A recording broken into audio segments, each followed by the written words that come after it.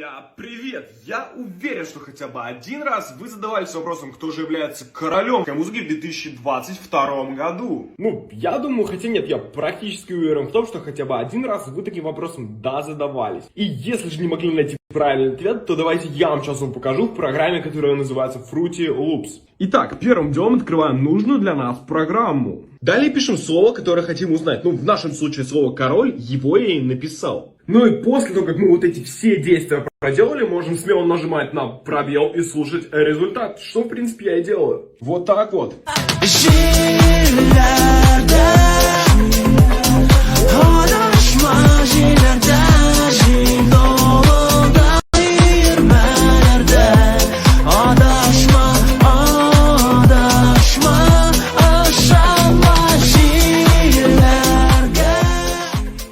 Ну что, вот такой вот получился результат. Кстати, этот трек ты послушать сможешь